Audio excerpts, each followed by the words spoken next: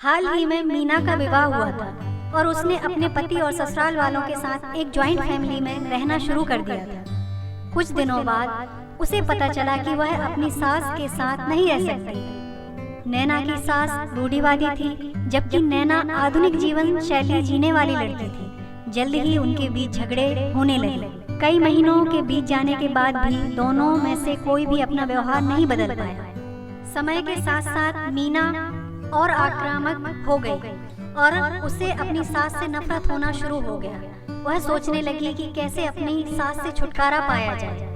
एक बार हमेशा की तरह जब उसने अपनी सास से झगड़ा किया और उसके पति ने अपनी माँ का साइड लिया, तब मीना गुस्सा हो गई और अपने मायके चली गई। मीना के पिता एक केमिस्ट थे।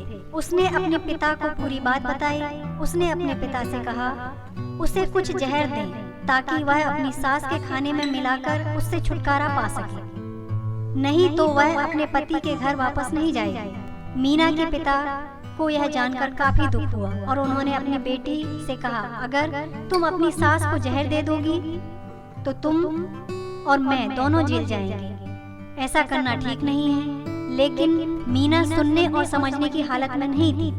आखिरकार उसके पिता ने कहा, ठीक है, जैसा तुम चाहती हो वैसा ही होगा, लेकिन मैं तुम्हें जेल में नहीं देखना चाहता। उसके पिता अंदर से पाउडर लाए और कहा, हर दिन जब तुम दोपहर का भोजन या रात का भोजन करते हो तो अपनी सास के खाने में इसे मिला देना। इससे धीरे धीरे कुछ महीनों में वो मर जाएगी और लोग सोचेंगे कि वह प्राकृतिक रूप से मरी है।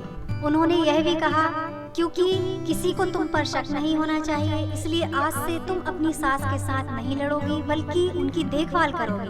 भले ही वो कुछ भी कहे, तुम गुस्से से बात नहीं करोगी और हमेशा शांत रहोगी। मीना सहमत हो गई, अपने ससुराल वापस आ गई और अपने पिता की सलाह के अनुसार उसने अपनी सास के खाने में पाउडर मिक्स करना शुरू कर दिया और बड़े ही प्यार के साथ बात करना शुरू कर दिया।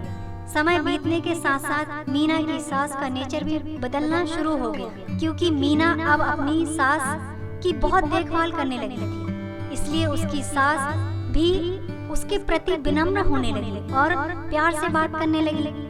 5 महीने बीत गए और मीना खाने में पाउडर मिक्स कर रही थी, लेकिन अब घर का वातावरण बदल गया था। कोई झगड़े नहीं थे, दोनों एक दूसरे की तारीफ करते। अब ऐसा लगता मानो दोनों का रिश्ता माँ और बेटी का रिश्ता हो।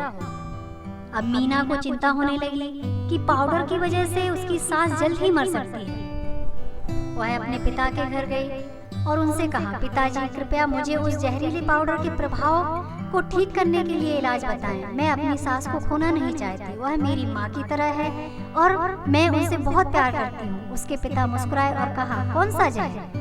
मैंने तुम्हें बस एक स्वीटनर दिया था। मीना हैरान थी और उसने अपने पिताजी से पूछा कि उन्होंने ऐसा क्यों किया। पिता ने कहा, बेटा अगर तुम किसी दूसरे इंसान से प्यार चाहते हो तो तुम्हें भी उसे प्यार देना होगा।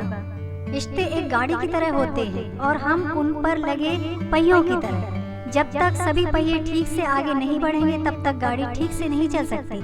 इसी बात का एहसास दिलाने के लिए मैंने ऐसा किया और तुम्हें अपनी सास के प्रति नम्र रहने को कहा। तुम्हारी अच्छाई देखकर उन्होंने भी अपने आप को बदला और तुम्हें समझना शुरू किया।